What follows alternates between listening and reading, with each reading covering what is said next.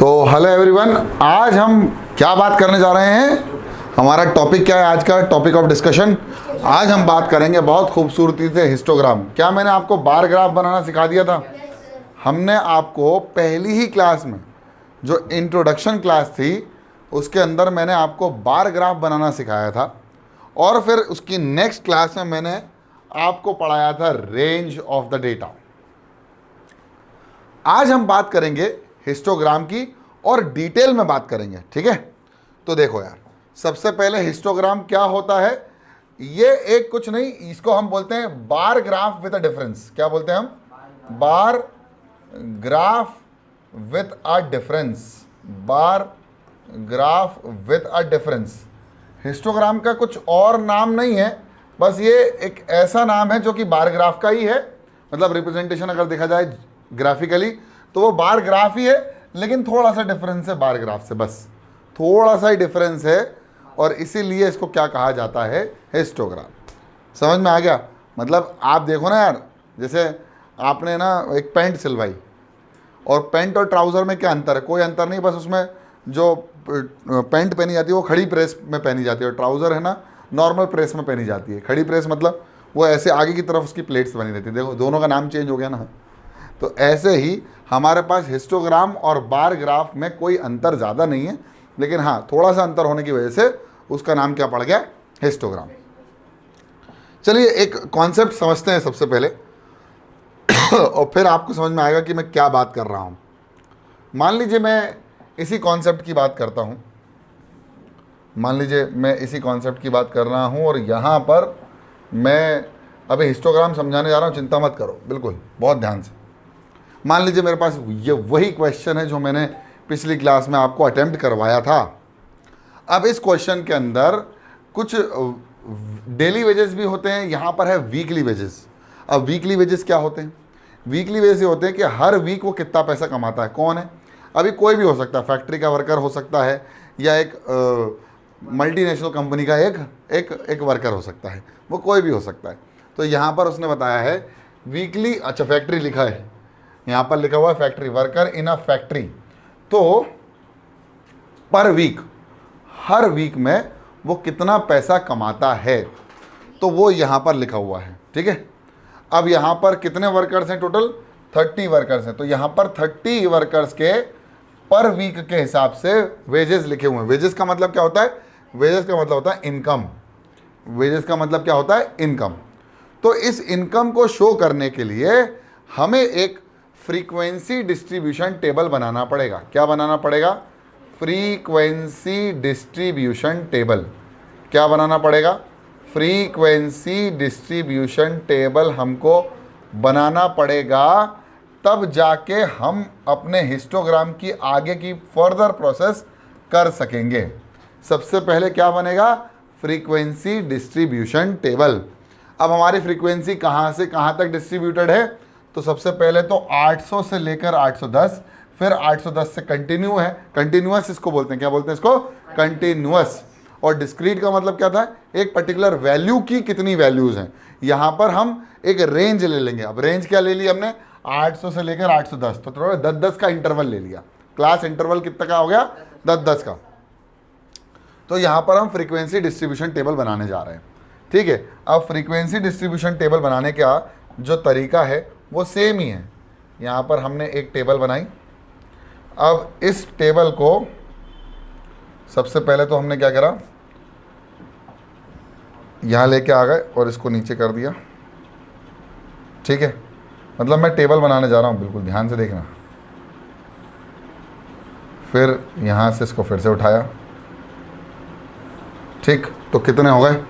तो हम इसको बोलेंगे भाई क्लास इंटरवल। क्या बोलेंगे? सबसे पहले तो हम बात करेंगे इसकी क्लास इंटरवल की। अब क्लास इंटरवल के बाद हम इसमें क्या करने वाले हैं? डेटा हमारे पास कैसा है? फैला हुआ है, तो इसकी क्या करना पड़ेगी? टैली करना पड़ेगी। तो क्लास इंटरवल के साथ हमें क्या करनी पड़ेगी? टैली। अब टैली करने के बाद हमको पता चलेगा कि इसकी फ्रीक्वेंसी कितनी है। तो वहाँ आएगा फ्रीक्वेंसी कि भैया 800 से लेकर 810 तक के वेजेस मिलने वाले, पर वीक वेजेस मिलने वाले लोग कितने हैं। फिर उसके हिसाब से उसका क्या बनेगा? एक टेबल बनने के बाद क्या बनेगा? एक एक ग्राफ बनेगा, वो बार ग्राफ जैसे कुछ ग्राफ होगा, अभी समझ लेते हैं, ठीक है ना। इतना क्लियर हो गया ना। चलिए तो शुरू करते हैं। अब देखो सबसे पहली चीज़ यहाँ से हुआ और ये फिर से एक और कॉपी कर लिया ताकि ज़्यादा चिंता करने की ज़रूरत नहीं पड़ी। ये अब सबसे पहले हमको क्या करना है, यहाँ पर क्लास इंटरवल लिखने के बाद हमको क्या करना पड़ेगा, यहाँ पर वो लिखना पड़ेगा इंटरवल्स। तो हम सबसे पहला इंटरवल लिख रहे हैं 800 से लेकर 810। अगला इंटरवल कौन सा होगा, 810 से लेकर 820, फिर 820 से लेकर 830, 830, देन 830 से लेकर 840, फिर 840 से लेकर 850, फिर 850 से लेकर 860, फिर 860 से लेकर 870। ठीक है, इतना क्लियर हो गया। तो 70 के बाद एक और आएगा और दो तीन और आएंगे ना, तीन और आएंगे ना। तो एक काम करते हैं, दो और निकाल लेते हैं। यहाँ से एक, ठीक, दो और निकल गए तो कितना हो गया,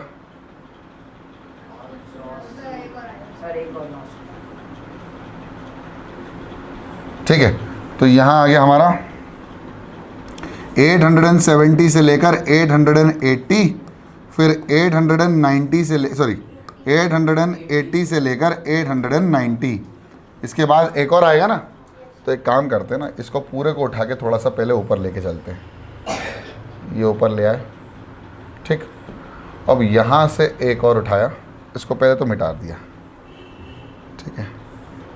और यहाँ से एक और उठाया और इस बॉक्स के साथ मिलाता हुआ, अब मेरे पास बॉक्स ही तो टेबल नहीं बनाने की वो नहीं थी, तो मैंने ऐसे बना लिया है ना।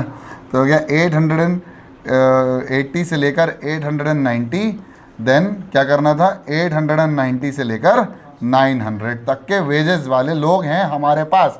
900 वाला कोई नहीं है, लेकिन 900 तक के हैं, मतलब 900 से कम तक के हैं। अगर 900 से ऊपर होता तो हमें एक और लेना पड़ता, हाँ, और 900 भी होता तो भी एक और ऊपर लेना पड़ता। उसका रीज़न बताऊंगा मैं आपको। इतना क्लियर हो गया, बहुत अच्छे से, बहुत अच्छे से क्लियर हो गया, बहुत बढ़िया। अब हमको क्या करना है, ध्यान से देखना। तो यहाँ से इसको कॉपी करते हैं और यहाँ से एक और उठाकर एक और चीज़ रहेगी ना, तो हमने तो टोटल फ्रीक्वेंसी आ जाएगी। तो यहाँ पर हम लिखेंगे फ्रीक्वेंसी, क्या लिखेंगे, फ्रीक्वेंसी। इसको हम बोल देंगे frequency. Is it clear to all of you, is it clear to all of you. तो बेटा इसी को हम बोलते हैं फ्रीक्वेंसी डिस्ट्रीब्यूशन टेबल, इसी को हम बोलते हैं फ्रीक्वेंसी डिस्ट्रीब्यूशन टेबल। अब वो फ्रीक्वेंसी डिस्ट्रीब्यूशन टेबल बनाने के लिए उसने ही हमको बता दिया था कि हमको कितने कितने का गैप लेना है, ठीक है। तो उसने जो बताया था उसी के हिसाब से हमने क्या ले लिया, गैप ले लिया और गैपिंग कर दी। और फ्रीक्वेंसी डिस्ट्रीब्यूशन टेबल के लिए हमने क्या कर दिया, अपने क्लास इंटरवल्स को डिसाइड कर लिया। अब इसके बाद हमें एक एक करके टैली करनी है। अब ध्यान रखना, मान लीजिए आपके पास 810 से लेकर 820 और 820 से लेकर 830 का इंटरवल है, और वहाँ पर आपके पास एक 820 वाला भी है। तो उसको इस वाले इंटरवल में रखोगे या इस वाले इंटरवल में रखोगे, इस पर थोड़ा दुविधा होती है बच्चों को। तो टैली करते समय एक बात का विशेष रूप से ध्यान रखना कि जब भी कोई उस लिमिट के लेवल का आ जाएगा तो हम हमेशा लोअर लिमिट पर रखेंगे उसको, है ना। तो ये अभी कौन सी लिमिट में है, हायर। तो ये जहाँ पर भी लोअर लिमिट पे होगा हम उसको डंडा लगा देंगे, ठीक है ना। तो उसको 820 को कहाँ माना जाएगा, 820 से 830 के बीच में। 820 को क्या माना जाएगा, 820 से लेकर 830 के बीच में, ठीक है। चलिए तो पहला करते हैं। तो पहला अगर हम देखें तो हमारे पास सबसे पहला क्या आया है, सबसे पहला आया 830 ही आ गया। तो 830 किधर आएगा, 830, 820 और 30 के बीच में या 30 और 40 के बीच में। तो 30 और 40 के बीच में एक डंडा आ जाएगा, ठीक है। फिर 835 30 और 40 के बीच में आएगा, वो तो आता ही है, हमेशा बीच में आता ही है, ठीक है। तो ये आ गया, ठीक है। फिर इसके बाद 890 किन किन के बीच में आएगा, 90 से इधर वाले या ऊपर वाले 90 वाले? सर नीचे वाले। अबे भाई नीचे वाले बताया ना, जहाँ पर भी लिमिट वाली वैल्यू आएगी हम लोअर लिमिट में रखेंगे उसको, ठीक है। इसके बाद 90 हो गया, 810 इसमें आएगा, इसमें आएगा सर नीचे वाले में आएगा, ठीक है। तो 835 किसके बीच में आएगा? 830 और 40 के बीच में, ठीक है। फिर इसके बाद 36 किसके बीच में आएगा? 30 और 40 के बीच में आएगा, 4 हो गए। फिर 69 किसके बीच में आएगा? 69, 60 और 69 70, तो ये आ गया एक। 45 किसके बीच में आएगा? 50 और 50 के बीच में। फिर 898 सबसे लास्ट वाले में आ जाएगा। फिर 890 किसके बीच में आएगा? ये लास्ट वाले में ही आ जाएगा। फिर 820 किसके बीच में आएगा? 820 अपर लिमिट लोअर लिमिट, जहाँ लोअर लिमिट है वहाँ लगा दो। 860 लोअर लिमिट 60 कहाँ है? लोअर लिमिट 60 इधर है, तो एक डंडा इधर आ गया। 830 और 40 के बीच में, तो यहाँ मार दिया हमने एक और क्रॉस। इस क्रॉस का मतलब होता है 5, 4 डंडे और एक क्रॉस, मतलब टोटल कितने हो गए? 5, ठीक है, ताकि आपको चिंता ना हो। इसके बाद 833, तो 833 अभी भी किसके बीच में आएगा? इन दोनों के बीच में ही आएगा। फिर 855, तो 855 और ये 55 60 के बीच में आएगा, ठीक है। फिर 45 किसके बीच में आएगा? 40 और 50 के बीच में आएगा दूसरा डंडा, ठीक है, क्लियर। फिर 804 किसके बीच में? पहले वाले में आ जाएगा। फिर 808 भी पहले वाले में आ जाएगा, ठीक है। फिर 812 सेकेंड, 840 40 और 50 के बीच में, 885 80 और 90 के बीच में। फिर 835 30 और 40 के बीच में एक और आ गया। 835 एक और आ गया। फिर 836 एक और आ गया। फिर 878 870 से लेकर 80 के बीच में। फिर 840 लोअर लिमिट कहाँ? ये रही, तो ये आ गई लोअर लिमिट। फिर 68 60 और 70 के बीच में। फिर 90 लोअर लिमिट सबसे लास्ट। फिर 806 फर्स्ट, तो ये आ गया फर्स्ट। फिर 840 40 और 50 के बीच में, तो ये होगा 5, ठीक है। अब हमने इसकी कर ली खूबसूरत सी टैली। अब टैली करने के बाद आपको फ्रीक्वेंसी लिखनी है। तो 800 से लेकर 810 तक के बीच में कितने लोग हैं? सर 3 लोग हैं, फिर 2 लोग हैं, फिर 1 है, फिर 5 और 4 9 हैं। फिर कितने हैं जल्दी बताओ? 5 हैं। फिर कितने हैं? 1 है। फिर कितने हैं? 3 हैं। फिर कितने हैं? 1 है। फिर कितने हैं? 1 है। और फिर कितने हैं? फिर 4 हैं। तो इस तरह से आप क्या कर सकते हो? फ्रीक्वेंसी डिस्ट्रीब्यूशन टेबल बना सकते हो। ये टेबल मैंने बना लिया। अब असली कहानी होगी ग्राफ बनाने की इस टेबल के साथ। समझ में आ गया? इसको ही बोला जाता है, इसी को कहा जाता है फ्रीक्वेंसी डिस्ट्रीब्यूशन टेबल। फ्रीक्वेंसी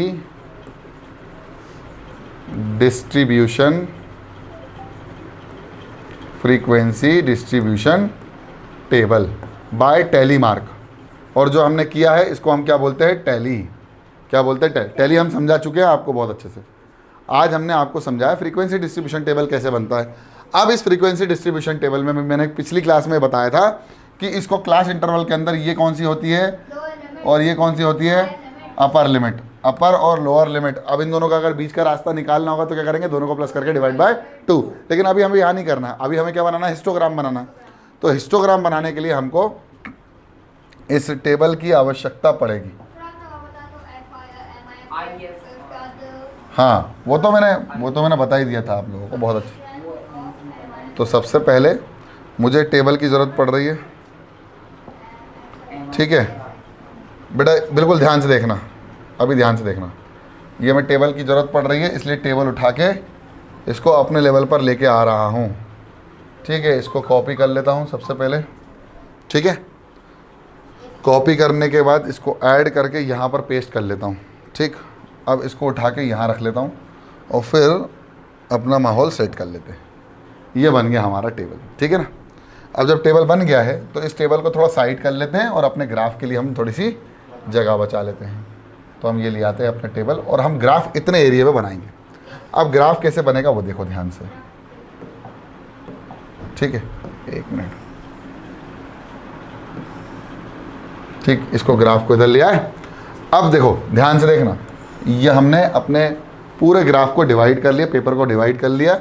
यहाँ से हम बनाएंगे एक एक्स एक्सिस और एक बनेगी वाई एक्सिस। क्या क्या बनेगी? एक बनेगी एक्स एक्सिस और एक बनेगी वाई एक्सिस। तो बना लेते हैं, एक बनेगी एक्स एक्सिस, एक बनेगी वाई एक्सिस। ठीक, अब यहाँ पर हमें इक्वल इंटरवल्स लेने हैं। किसके? ये वाले इंटरवल्स। तो ये स्टार्ट कहाँ से करेंगे? 800 से। तो ये हो गया 0। अब हमको क्या करना है? हमको क्या करना है? ये 800 0 से लेकर क्या होगा? सबसे पहला अगर 10 का इंटरवल लें तो पहला आएगा 10, फिर 20, 30, 40, 50, 60।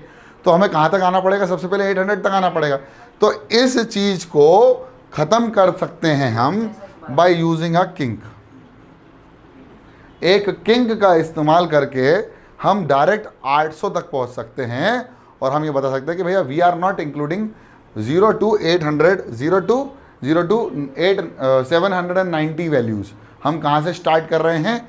800 से। तो हम थोड़ा सा दूर से स्टार्ट करेंगे और ये हमारा पहला होगा 800, फिर ये दूसरा होगा 810, तीसरा होगा 820, फिर चौथा होगा 830, पांचवा होगा 840, फिर चौथा, फिर पांचवा 850। ठीक है,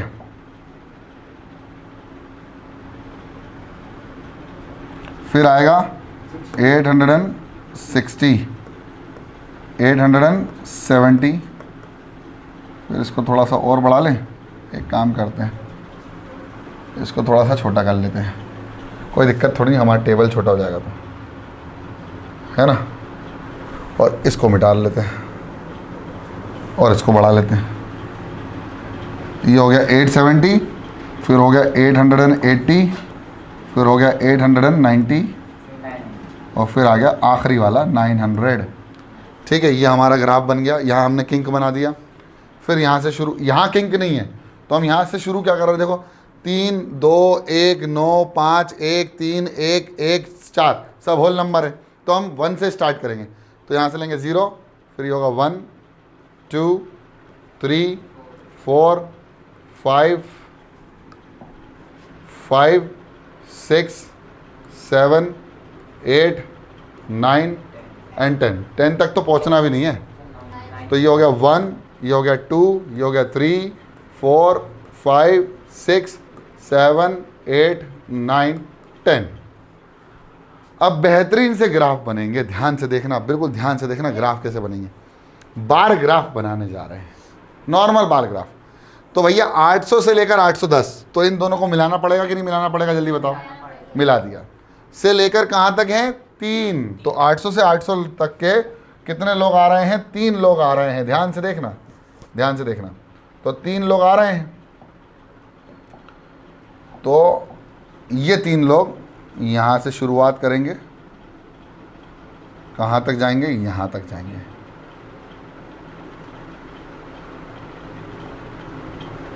ये 3 होगा। ठीक, अब वो ये कह रहे हैं भाई साहब 810 से लेकर 820 कितने हैं? 2। तो यहीं से शुरुआत करो, यहीं से शुरुआत करो और बना दो 2 तक।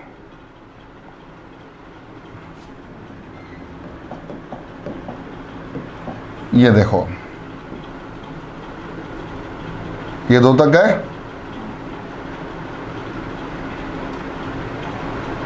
ये आ गए 2 तक। ठीक, फिर उन्होंने बोला भाई साहब 820 से 830, 820 से 830 केवल एक ही है, बना दो 1। लो भाई,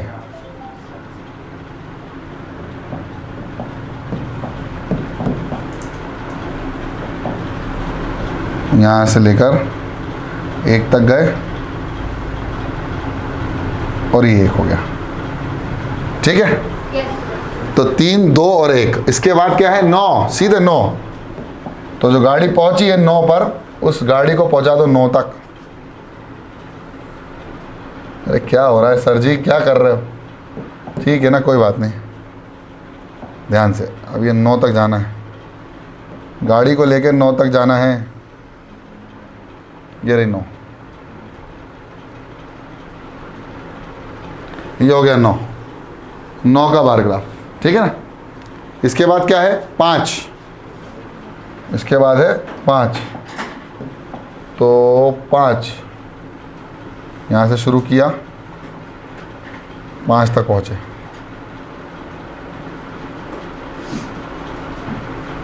ये 5 पर आ गए। ठीक, इसके बाद 1, फिर से 1 पर आ गए। तो सेम चीज़ भी कॉपी किया जा सकता है, लेकिन हम नहीं करेंगे कॉपी। हम कॉपी नहीं करेंगे, हरा वाला लेके आ जाएंगे 1 के लिए।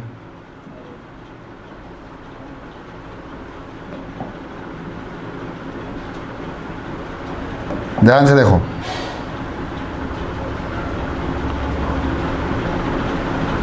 ये आ गया 1, ठीक है। इसके बाद क्या है 3, फिर से 3 आ गया, फिर 3,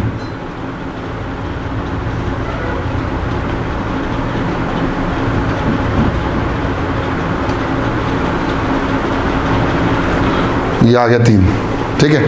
इसके बाद कौन है 1, 1 और 4, 1, 1 और 4, तो ये हो गया 1,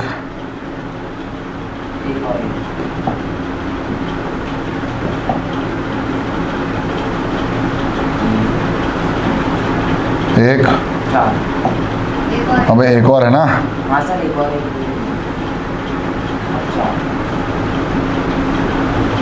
ये 1 और अब 4, तो 4 के लिए ये वाला कलर ले।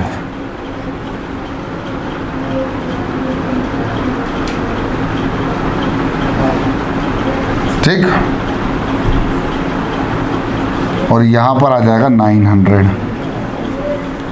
ठीक है। तो इस तरह से हम अपने ग्राफ को सेट कर सकते हैं, बना सकते हैं, और इसी को हम बोलते हैं बार ग्राफ। अब ध्यान से देखना, तो बार ग्राफ को कुछ इस तरह से शेड भी कर सकते हो, हाँ शेडिंग कर सकते हो, कलर फिल कर सकते हो।